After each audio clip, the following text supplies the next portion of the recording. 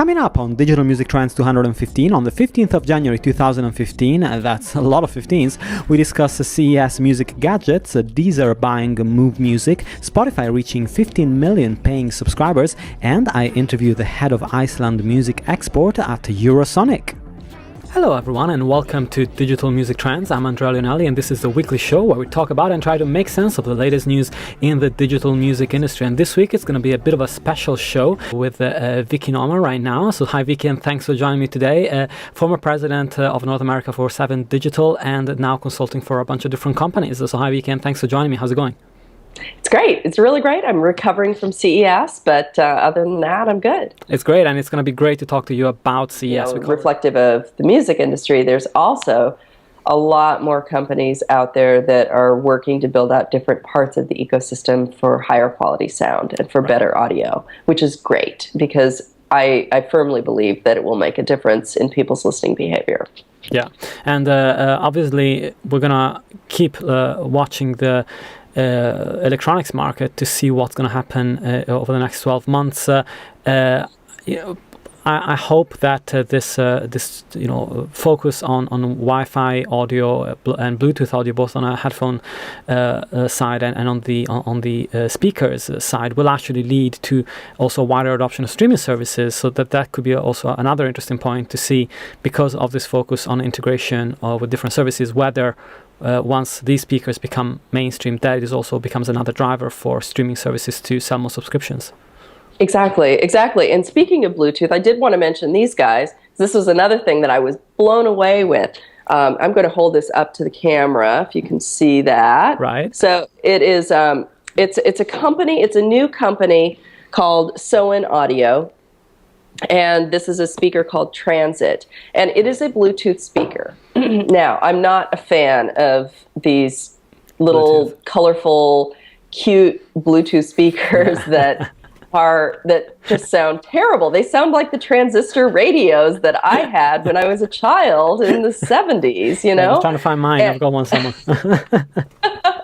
But this company, Soen Audio, is really interesting because they're former Harman people. Right. They worked on there's a core team that built a lot of the Harman products. They have some Harman advisors, and their entire business is around taking great sound and shrinking it and making it small. And so they gave me a demo, and it was just a very ordinary hotel room in the Venetian of a sound bar that they have under production, as well as these little Bluetooth speakers. Right. And we did an A/B against some of the other leading Bluetooth speakers, and it's surprisingly better. It's warmer. It doesn't have that tinny sound. They were just playing a file off of iTunes. It was nothing extraordinary. Yeah. And I think they want to sell. I think they want to sell Bluetooth speakers or these little things in airports and various different places at fairly low price points.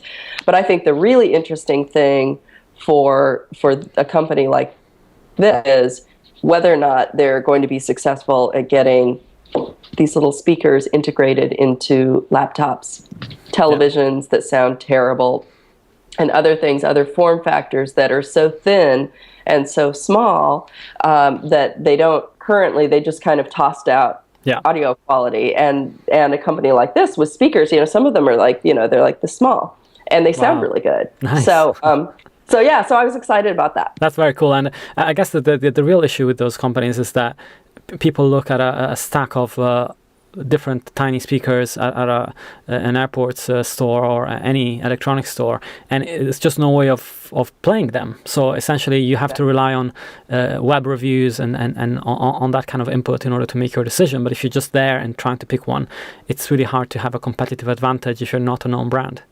Exactly. And I think that is a challenge. So then, where they're sold, the channels that they're sold in, they're pretty smart because they're not going to big box retailers. These guys are in Apple stores, and they're also apparently, I didn't know this, but Whole Foods, which is a big whole paycheck, wonderful grocery store that sells high quality organic goods. Apparently, they started selling vinyl. in 5 stores in Los Angeles, and Nice. I need to go and see this. But they were also selling these speakers. So I think that they're trying to get non-traditional channels and places where consumers who would probably be buying quality goods would see their brand, and I think that's smart. Awesome. Well, Vickie, thank you so much for that update on CES. And I wanted to move on to talk about a couple of stories that came out this week that I think are really interesting and important to talk about. First of all, we have Deezer's entry into the US market properly after they did a launch for a very limited number.